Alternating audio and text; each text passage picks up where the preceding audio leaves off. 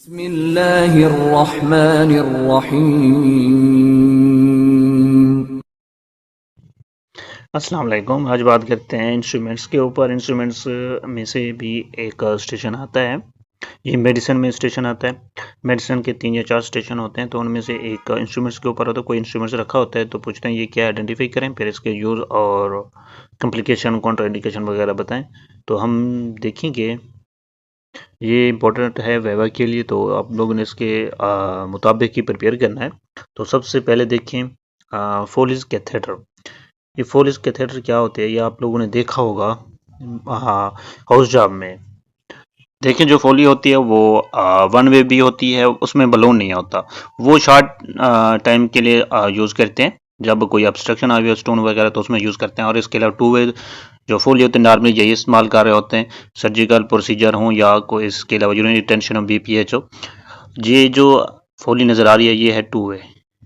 इसमें ये क्या है, ये ड्रेनेज पोर्ट है और ये बलून पोर्ट है। ये बलून पोर्ट है, ठीक है। बलून को इसमें से वो क्या करते हैं, डिलीट करते हैं, इसमें से यूरिन को ड्रेन करते हैं। और ये क्या है, ये ट्यूब है, ट्यूब की बॉडी है और यहाँ पे बलून लगा हुआ है। ये क्या है, ब्लेडर ओपनिंग है, ब्लेडर ओपनिंग है ये। और ये क्या है, बलून यहाँ पर, यहाँ से हम बलून को डिलीट करते हैं नॉर्मल सलाइन वगैरह डालकर। और इसके अलावा ये जो फोली आई हुई है ये 3 वे भी होती है समटाइम। वो होती है इरिगेशन के लिए। अगर किसी का ब्लेडर में मसला चाह रहा है, ऑब्स्ट्रक्शन आई हुई है, यूरिन नहीं आ रहा, आप लोग देखेंगे अगर यूरिन ब्लेडर में फुल है फिर भी नहीं आ रहा, तो आप लोगों ने इरिगेशन चलानी होती है। 3 वे होती है, एक ये वे लगा हुआ, थर्ड इसमें से आप लोगों ने नॉर्मल सलाइन की इरिगेशन चलानी होती है। और ये यहाँ से यूरिन ड्रेन करना है और यहाँ से वैसे आप लोगों ने बलून को डिलीट करना है। तो ये 3 वे फोली हो गई। इसके बाद देखें इसमें यूजेस इसके देखें, यूरिनरी रिटेंशन हो, ब्लेडर ड्रेनेज करनी हो ड्यूरिंग आफ्टर सर्जरी, ठीक है। तो उन पेशेंट में भी हम फोली पास करते हैं। सी सेक्शन में भी हम पेशेंट को फोली पास करते हैं, देखते हैं कोई ब्लेडर इंजरी वगैरह या यूरेटर की इंजरी ना हो। इसके बाद मेजरमेंट ऑफ यूरिनल और आउटपुट, ठीक है, इनपुट देते हैं, फिर आउटपुट भी चेक करने के लिए भी हम फोली पास करते हैं। इसके बाद कॉन्ट्राइंडिकेशन देखें, ट्रामा टू यूरेथ्रा, यूरेथ्रा में ट्रामा हो या ब्लीडिंग फ्रॉम यूरेथ्रा हो, सर्जरी ऑफ यूरेथ्रा हो या सीवियर यूरेथ्रल स्ट्रक्चर हो, इन कंडीशंस में आप लोगों ने फोली पास नहीं करनी। और इसके अलावा फोली ऊपर कहाँ पास करेंगे, BPI या प्रोस्टेट का कैंसर, उनमें भी हम फोली पास करते हैं। इसके बाद देखिए NG, जो NG ट्यूब है, इसमें इसके यूज देखें। NG ट्यूब को कहाँ कहाँ यूज कर सकते, ठीक है। इसको नेजो गैस्ट्रिक ट्यूब कहते हैं, gastric लवाज in poisoning, feeding and nutrition में हम यूज करेंगे इसको। इसके जरिए कुछ पेशेंट होते हैं जो अनकॉन्शियस होते हैं या स्ट्रोक में होते हैं, उनको भी हमने यहाँ से फीडिंग देनी होती है। इसके अलावा डायग्नोस्टिक पर्पज के लिए भी हमने यूज करनी है। इसके अलावा guest decompression, aspiration stomach container. Guest decompression वो जब हम इंटेस्टाइनल ऑब्स्ट्रक्शन में पेशेंट को NG पास करते हैं, उसमें रिस्क ये होता है कि एस्पिरेट ना कर ले पेशेंट। इसके अलावा कॉन्ट्राइंडिकेशन भी हैं NG ट्यूब के, बेजल स्कल फ्रैक्चर हो, फेशियल ट्रामा हो, रिसेंट नेजल इंजरी हो, सीवियर एपिस्टेक्सिस हो, oesophageal varicose, risk of perforation, इन ठीक है, इन कंडीशन में आप लोग NG पास नहीं कर सकते। इसके बाद देखें ये NG ट्यूब नजर आ रही है आप लोगों को, ये इंटरनल ओपनिंग है। इसके बाद यहाँ पे एक आई बनी होती है, इसकी जो ओपनिंग है इनको बोलते हैं आई। ये सारी ट्यूब है, ये ट्यूब की बॉडी है। और ये जो पार्ट है ये एक्सटर्नल पार्ट है। और इसके ऊपर ये क्या लगा हुआ है, इसका लाकर लगा हुआ है। यहाँ से ये ड्रेनेज पोर्ट भी कहते हैं इसको, ये ड्रेनेज पोर्ट यहाँ से ड्रेन करते हैं। और ये लाक है इसकी, ये बॉडी है सारी, यहाँ पे आई लगी होती है ओपनिंग में। और इससे ही हमने क्या करना होता है, स्टमक डिकम्प्रेशन या गैस्ट्रिक इलाज करना होता है NG के थ्रू, और फीडिंग भी इसी के जरिए दे रहे होते हैं। इसके बाद देखें ETT, endotracheal tube, insert mouth to trachea. इसमें क्या करते हैं, इसको हमने माउथ से इंसर्ट करते हैं और ट्रैकिया में डालते हैं। वोकल कार्ड्स होते हैं उनके जरिए ही डालते हैं। ये डिफरेंट साइज में होती है, बच्चों में डिफरेंट डालते हैं, अडल्ट में, फिर ओल्ड एज में, इसके साइज के ऊपर ही डिपेंड है। तो इसमें देखें सबसे पहले ये क्या है, ये ETT की बॉडी है सारी, यहाँ पे कनेक्टर होता है, यहाँ से हमने मास्क कनेक्ट करना होता है या वेंटिलेटर वगैरह। और इसके अलावा यहाँ पे जो होता है ये ये बलून लगा होता है। इसको जब हम ईटीडी पास करेंगे तो इसके बाद इस बलून को हमने डायलेट करना होता है। और इसके अलावा ये इन्फ्लेटर ट्यूब है, और ये जो है इसको हम बोलते हैं पैलेट बलून। ठीक है, ये पैलेट बलून है, यहाँ से हमने देखना होता है ये बलून अंदर डायलेट हुआ या नहीं। यहाँ से हमने एयर इन्फ्लेट करनी होती है। ये अगर ये भी पैलेट बलून डायलेट हो गया तो हम अंदर वाला जो बलून है वो भी डायलेट हो जाता है। यहाँ से हम देखते हैं कितनी डायलेट है। तो इसमें ये रिस्क होता है कि अगर ये थोड़ा डायलेट हुआ है तो ये पेशेंट क्या कर लेता है, एस्पिरेट कर लेता है इसमें जो सेक्रेशन आई हुई होती है। तो सबसे पहले आप देखें इसके यूज। ओपन एयरवे, एयरवे को मेंटेन करना हो, डिलीवर द ऑक्सीजन। ठीक है, वो पेशेंट जो अनकॉन्शियस है ऑक्सीजन सैचुरेशन मेंटेन ना कर रहे हो या पास लेस हो जाए, इसका एनेस्थीसिया पर्पज में भी हम यही यूज करते हैं। इसके अलावा remove secretion from mouth, mouth से सेक्रेशन रिमूव करनी तब भी हमने ये ईटीडी पास करनी है।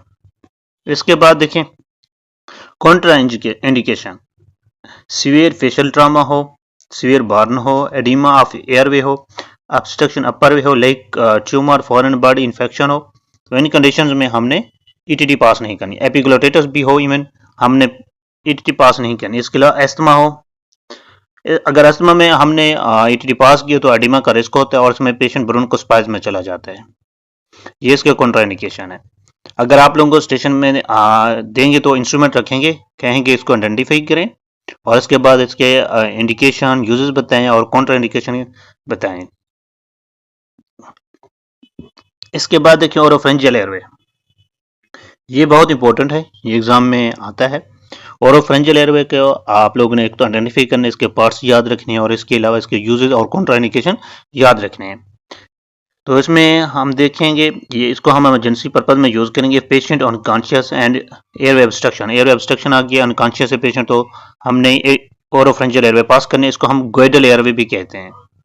इसके अलावा एनेस्थीसिया में यूज करेंगे टू कीप एयरवे ओपन, और इसके अलावा CPR to open airway, CPR में भी ये यूज कर सकते हैं ऑक्सीजन डिलीवर करने के लिए।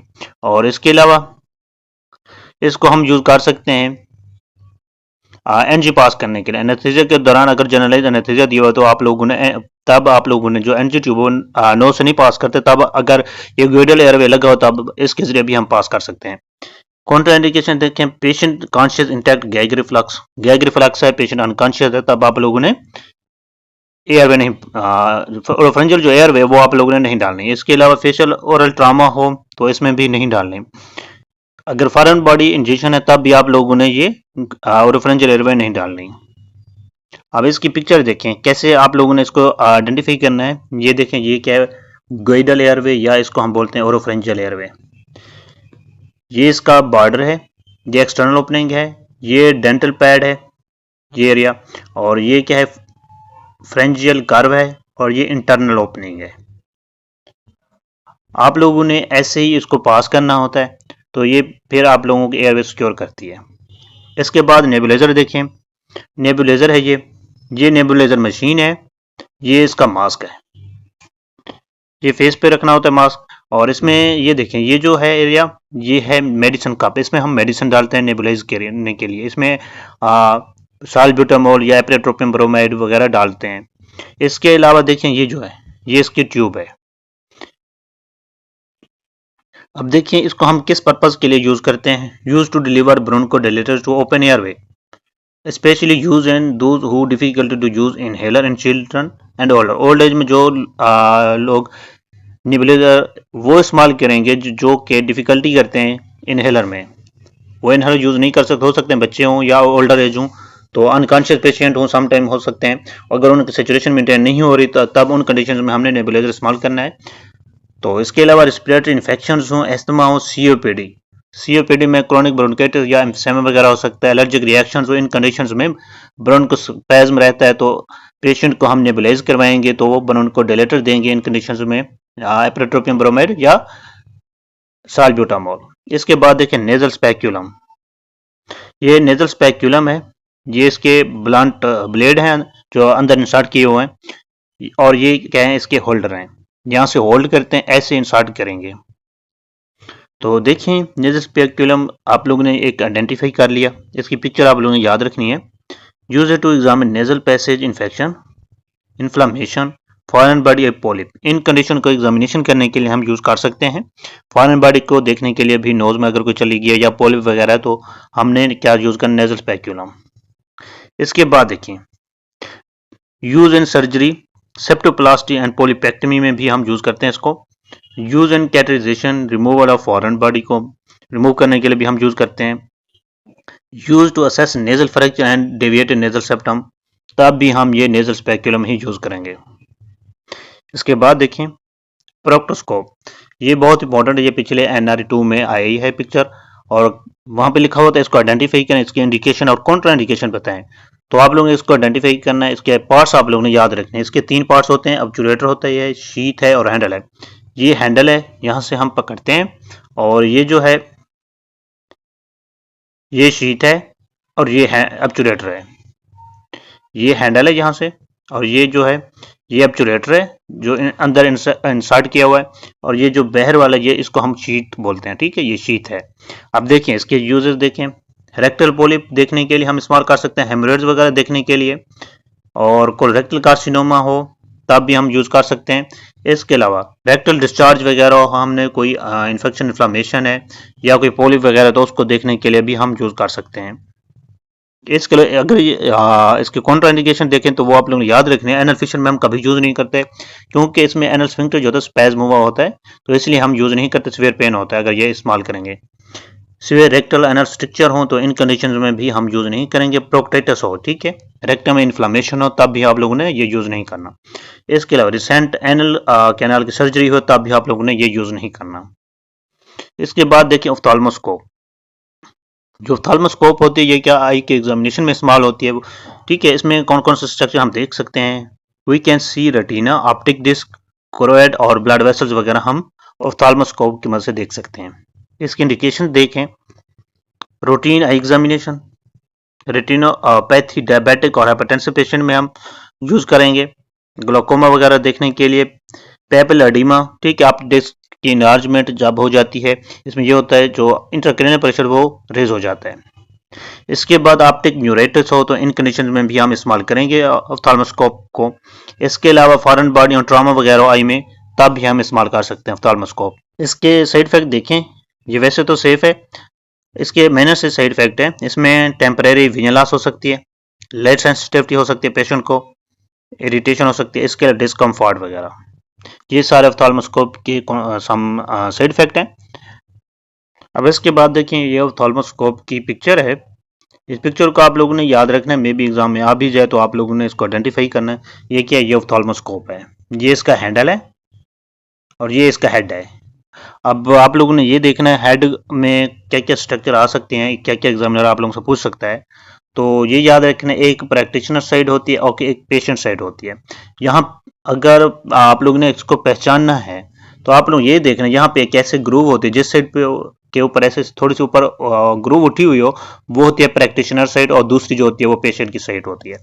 तो इसके अलावा ये देखें, इसके ऊपर आप लोगों ने क्या करना है, ब्रो रेस्ट करवाने हैं, और ये व्यूइंग विंडो होती है, यहाँ से आप लोगों ने अपनी आंख से देखना होता है।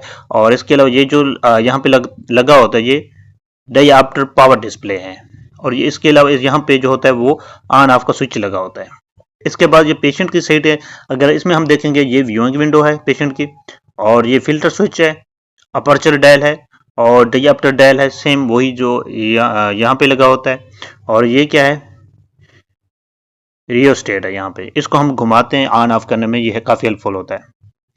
और इसकी स्ट्रक्चर जितनी याद हो सके आप लोगों ने करनी है, बस ये याद रखना ये हैंडल है और ये इसका हेड है।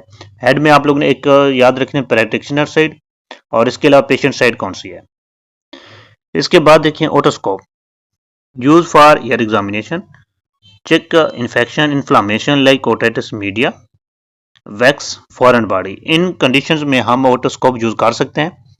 साइड इफेक्ट देखें, risk of infection, not proper sterilize, injury to ear canal and ear drum में, ठीक है, ईयर ड्रम में ईयर कैनाल में इंजरी हो सकती है इसके जरिए, और डिस्कम्फर्ट और पेन हो सकता है इसमें। अब इसमें देखें ये हैंडल लगा हुआ है, ये ऑन ऑफ का स्विच है, और ये इसका हेड है। हेड में देखिए ये मैग्नीफाइंग लेंस है, मैग्नीफाइंग लेंस, ठीक है। और ये जो है ये ईयर स्पेक्यूला है, इसको बोलते हैं ईयर स्पेक्यूला, ठीक है। ईयर स्पेक्यूला। इसके पार्ट्स आप लोगों को याद रखना, ये हैंडल हो गया, ये स्विच हो गया, और इसके बाद ये मैग्नीफाइंग लेंस है, और इसमें ये क्या है, ईयर स्पेक्यूला है। अब इसमें देखिए लेंजोस्कोप, ये पिक्चर लेंजोस्कोप की है। ये ईटीटी पास करने के लिए हम इस्तेमाल करते हैं, आप लोग याद रखें, और इसकी मदद से हम ईटीटी पास करेंगे। ये इसका हैंडल है, ये इसका ब्लेड है, ये बड़ा, और इसके साथ जो लगी है ये छोटी सी ये लाइट है। इसको हम फोल्ड भी कर सकते हैं, खोल भी सकते हैं, ठीक है। जब खोलेंगे तो लाइट ऑन हो जाती है, जब बंद करेंगे ये लाइट जो होती है वो ऑफ हो जाती है। और यहाँ पे इसकी नंबरिंग लिखी होती है। ब्लेड डिफरेंट साइज के होते हैं, 3 का होता है, 4 का होता है, 5 का, 6, 7, ठीक है। इसी तरह नंबर होते हैं, हर पेशेंट के ऊपर डिपेंड करता है कि इसका साइज कितना है। और इसमें देखें indication, remove foreign body, recurrent respiratory infection हो, एयरवे ऑब्स्ट्रक्शन हो, डिस्फेजिया हो, क्रोनिक थ्रोट पेन हो, और हमने ईटीटी पास करनी हो, इन कंडीशंस में हम लेंजोस्कोप इस्तेमाल करेंगे। और इसके साइड इफेक्ट देखें, थ्रोट इंजरी हो, टीथ इंजरी हो, तब हम नहीं करेंगे, क्योंकि ये लेंजोस्कोप टीथ इंजरी करवा सकती है। गैगिंग या कफिंग रिफ्लक्स हो, तब इन कंडीशंस में हम लेंजोस्कोप नहीं इस्तेमाल करेंगे। इसके लिए हॉर्सनेस ऑफ वॉइस हो, तब इन कंडीशन में भी नहीं करेंगे, क्योंकि हो सकता है ये एडिमा करवा दे, फिर एडिमा की वजह से रिकरेंट रेंजियल नर्व भी डैमेज हो जाए। इसके बाद देखें एलएच फोर्सेप्स, ये जो पिक्चर, ये एलएच फोर्सेप्स है, ये इसका होल्डिंग पार्ट्स है, ये इसके टीथ बने हुए हैं। यहाँ पे 3 टीथ होते हैं इसके, अगर एक टीथ हो इसको हम बोलेंगे, तो इसको हम बोलेंगे ये कोचर फोर्सेप्स है, ठीक है। इसकी याद रखने आप लोगों ने 3 टीथ आ रहे हों तो ये एलिस फोर्सेप्स है, अगर एक टीथ बना हुआ है तो वो है कोचर फोर्सेप्स। अब देखिए इसका फंक्शन क्या है, इसके यूजेस क्या है, grasping the tissues, removing foreign body from tissues, और फाइन डिसेक्शन। इन 3 पर्पज में हम एलिस फोर्सेप्स को यूज कर सकते हैं। आप लोग इतना याद रख लेना, बस इसको आइडेंटिफाई करना है, इसके पार्ट्स बताने हैं और इसके यूजेस बताने हैं। इसके बाद देखें Babcock forceps used in holding soft tissue like intestinal and fallopian tube tissues.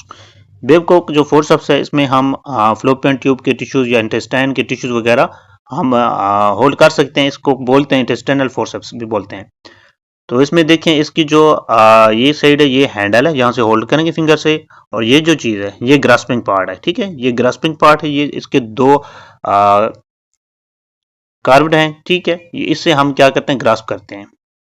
ये आप लोगों ने इसके स्ट्रक्चर याद रखनी है, इसको हम बोलेंगे बेबकॉक फोर्सेप्स। इसके बाद देखें क्रोकोडाइल फोर्सेप्स। ये क्रोकोडाइल जो फोर्सेप्स है इसको हम ईयर और नोज के अंदर कोई फॉरेन बॉडी चली गई है तो उसको हम इसकी मदद से ही रिमूव करेंगे। ये काफ़ी हेल्पफुल है। तो ये होल्डिंग पार्ट्स हैं फिंगर से, और ये क्या है, ये इंसर्टिंग पार्ट है। इंसर्टिंग पार्ट्स के भी फिर 2 ब्लेड लगे होते हैं छोटे, तो जिसकी मदद से हम फॉरेन बॉडी को होल्ड करते हैं। ये आप लोगों ने इसके स्ट्रक्चर याद रखने हैं। इसको बोल लेंगे क्रोकोडाइल फोर्सेप्स। ये क्रोकोडाइल की ही शेप में है तो इसलिए इसको क्रोकोडाइल फोर्सेप्स कहते हैं।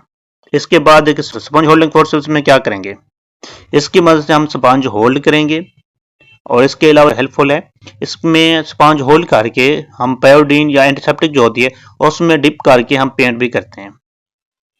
और ये इसका होल्डिंग पार्ट्स है, ये स्पंज होल्डिंग इसके पार्ट्स हैं, और ये फिंगर होल्डिंग पार्ट्स हैं इसके।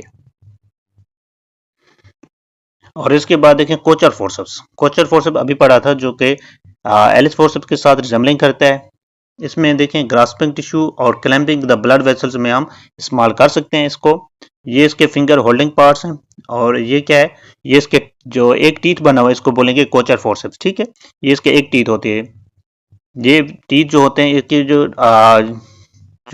कर्व्ड हैं वो एंड पे ब्लंट होते हैं, और ये हम इस्तेमाल कर सकते हैं grasping the tissues and clamping the blood vessels. अगर कहीं ब्लीडिंग हो रही है तो इसको हम कोचर फोर्सेप्स को इस्तेमाल करेंगे। इसके बाद देखें needle holder forceps. Needle holder forceps देखें, ये छोटे बड़े भी होते हैं, साइज में स्मॉल होता है, लार्ज होता है। तो ये होल्डिंग पार्ट्स है इसका, फिंगर का होल्डिंग, और ये जो है नीडल होल्डिंग पार्ट्स है इसका। तो इसको हम स्टिचेस में यूज कर सकते हैं।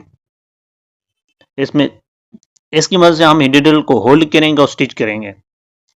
इसके बाद देखें एपिसियोटमी सीजर। एपिसियोटमी हम पढ़ चुके हैं, और इसमें देखें ये डिलीवरी के दौरान ही इस्तेमाल हो सकती है। अगर ऑब्स्ट्रक्टिव लेबर हैं और गुड साइज बेबी है तो ये फिंगर होल्डिंग पार्ट्स है इसका, और ये इंसिजनल पार्ट्स हैं इसका, ठीक है। ये दो ब्लेड लगे होते हैं जिसकी मदद से हम इंसिजन देते हैं। इसके बाद देखें सिम्स स्पेक्यूलम। सिम्स स्पेक्यूलम में आप लोगों ने याद रखना है, इसका जो है ये इसका ब्लेड है, यहाँ पे भी ब्लेड है, ये कर्व्ड है। इस कर्व्ड की मदद से हमने होल्ड करना होता है इसको, इसकी मदद से होल्ड करेंगे और ये इसमें से जो ऊपर वाला पार्ट या नीचे वाला पार्ट, इनको हम वजाना के अंदर इंसर्ट करते हैं। फिर हमने वजाना को डिलीट करके अंदर पैथोलॉजी चेक करनी होती है। इसको हम डेली रूटीन में गायनेकोलॉजिकल एग्जामिनेशन में इस्तेमाल कर सकते हैं। इसके अलावा सर्वाइकल और वजानल बियोप्सी लेनी हो या पेप स्मेयर कलेक्शन करनी हो तो इन पर्पज में हम सिम्स स्पेक्यूलम यूज कर सकते हैं। और इसके अलावा इसके कुछ काउंटर इंडिकेशन भी हैं। वजाना वाल में ये ट्रॉमा काज करवा सकता है और इसके अलावा हो सकती है ब्लीडिंग हो सकती है, कोई इंजरी हो सकती है या कोई इन्फेक्शन वगैरह हो सकता है। इसके बाद आ जाए क्यूस्कोस्पेक्यूलम। ये क्यूस्कोस्पेक्यूलम जो है ये है थंब रेस्ट, यहाँ पे थंब रेस्ट करता है, ये होल्डिंग है, ये जो है ये सक्रिय होता है। इसकी मदद से हम ओपन करते हैं, क्लोज भी करते हैं। ये इसके ब्लेड हैं जो अंदर इंसर्ट करेंगे, इसको हम सक्रिय की मदद से पहले इसको हम क्लोज करेंगे, फिर इंसर्ट करेंगे और फिर डायलेट कर लेते हैं। Dilate vagina to check vagina and cervical pathology and cervical biopsy. और सिम्स स्पेक्यूलम या क्यूस्को स्पेक्यूलम है, इसके इंडिकेशन और काउंटर इंडिकेशन सेम ही है, तो आप लोगों ने देख लेने। इसके बाद देखें मास्टोइड रिट्रैक्टर। मास्टोइड रिट्रैक्टर का क्या काम होता है? Use in skin retaining during mastoidectomy. जब हम मास्टोइडेक्टमी करते हैं उसमें स्किन को रिटेन करने के लिए जो रिट्रैक्टर इस्तेमाल करते हैं उसको बोलते हैं मास्टोइड रिट्रैक्टर। इसमें आगे देखें Thudichum nasal speculum use for foreign open the nostrils to remove foreign body and polyp. ये भी नेजल स्पेक्यूलम की तरह ही इसको बोलेंगे थ्यूडिकम नेजल स्पेक्यूलम। इसकी मदद से हम क्या करते हैं, नोज से ही हमने फॉरेन बॉडी या कोई पोलिप को रिमूव करना होता है। अब ये देखें ये मास्टोइड रिट्रैक्टर है, ये वाला, ये फिंगर होल्डिंग पार्ट्स है इसका, ये इसका लाकर है, ये लाक है। यहां से हमने क्या करना होता है, स्किन को रिट्रैक्ट करते हैं, ठीक है। इसके बाद ये जो है ये थ्यूडिकम नेजल स्पेक्यूलम है, ये इसका होल्डिंग पार्ट है। यहां से हमने थंब और इंडेक्स फिंगर से होल्ड करना होता है। इस जगह को हम होल्ड करेंगे थंब और फिंगर से, और ये जो इसके ब्लंट ब्लेड लगे हुए हैं इनको क्लोज करके अंदर इंसर्ट करते हैं, जिसकी वजह से हम अंदर नोज के अंदर विजुलाइज कर सकते हैं और उसका एग्जामिनेशन कर सकते हैं, कोई फॉरेन बॉडी या पोलिप वगैरह देख सकते हैं। फिर आ जाएं लंबर पंक्चर के ऊपर। लंबर पंक्चर में हम लंबर नीडल को देखेंगे, या तो आप लोगों को लंबर पंक्चर की पिक्चर दिखा देंगे प्रोसीजर की, या आप लोगों को लंबर पंक्चर की नीडल दिखा देंगे। जो लंबर पंक्चर की नीडल होते हैं वो डिफरेंट साइज में होती हैं और ये 18 से स्टार्ट होते हैं, 18, 19, 20, 21, 23, 24 तक होती हैं इनके साइज। और ये जो है ये नीडल है, ये स्पाइनल नीडल है, और ये जो है इसका ये होल्डर है। और इसके अलावा इसके ऊपर जो कवरिंग होती है नीडल के ऊपर, इसको हम बोलते हैं शीथ। ये स्पाइनल नीडल है, इसके ऊपर कवरिंग होगी शीथ, इसको बोलेंगे होल्डर, ठीक है। यहाँ से हम सिरिंजेस वगैरह लगा सकते हैं और वहाँ से हम CSF सैंपल भी ले सकते हैं और एपिड्यूरल एनेस्थीसिया भी दे सकते हैं। इसके बाद देखें चिल्ड्रन में हम कौन सा साइज इस्तेमाल करते हैं, 22 का, 23 का, अगर न्यूनेट है फिर 24 का हम यूज़ करेंगे। और अडल्ट में हम 18, 20 का मोस्टली इस्तेमाल करते हैं। अगर फिर भी अब अगर लंबी नीडल चाहिए तो हम फिर नीचे आ जाएंगे 18 पर। इसका पर्पज़ क्या है, use for CSF examination.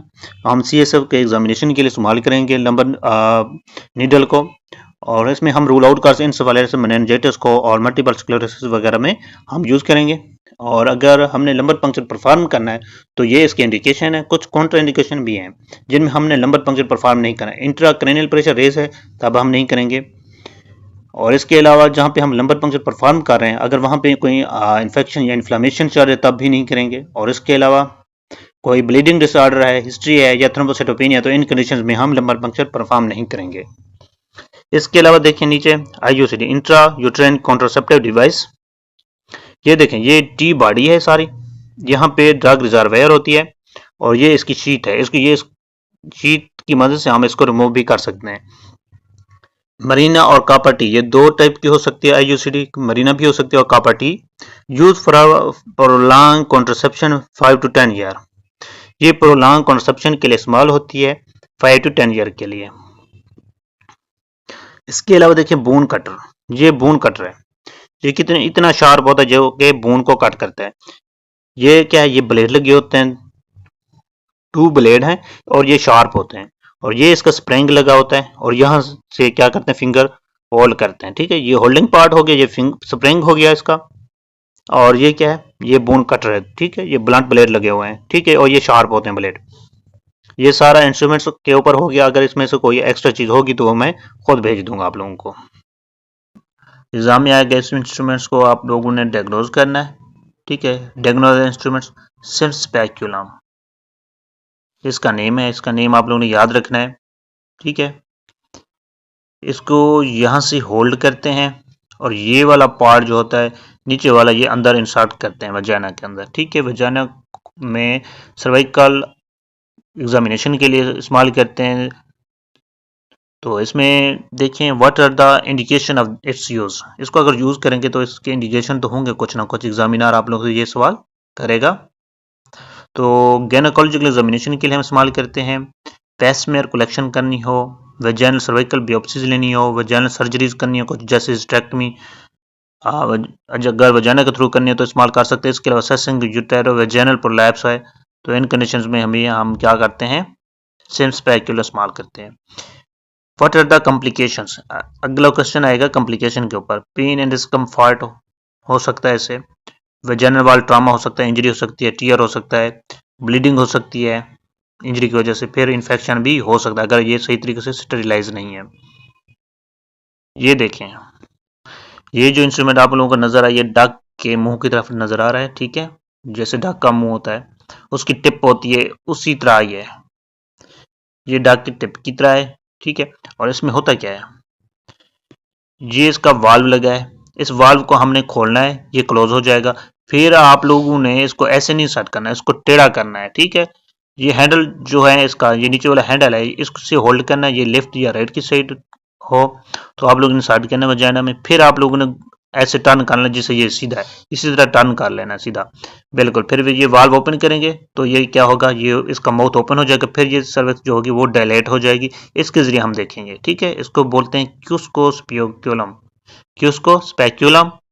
Examiner आप लोगों से यही पूछेगा ये क्या इंस्ट्रूमेंट्स है। ठीक है, तो आप लोगों ने इसको यही बताना ये कि उसको स्पेक्यूलम है, इनके पार्ट्स वगैरह इतने नहीं पूछते, जहाँ पे पार्ट्स वगैरह पूछते होंगे वो मैं आप लोगों को बताऊंगा। और इसमें देखें और इंडिकेशंस देखें, what are the indications, routine gynaecological examination करना हो, पेप्समेयर कलेक्शन हो, आईयूडी इंसर्शन हो या रिमूवल हो, कोल्पोस्कोपी हो या वजाइनल और सर्वाइकल बियोप्सी हो, इन कंडीशंस में हम क्या कर सकते हैं, क्यूस्को स्पेक्यूलम। जो क्यूस्को स्पेक्यूलम या सिम स्पेक्यूलम है, दोनों के इंडिकेशन सेम है और इनके कॉम्प्लिकेशन भी सेम ही है।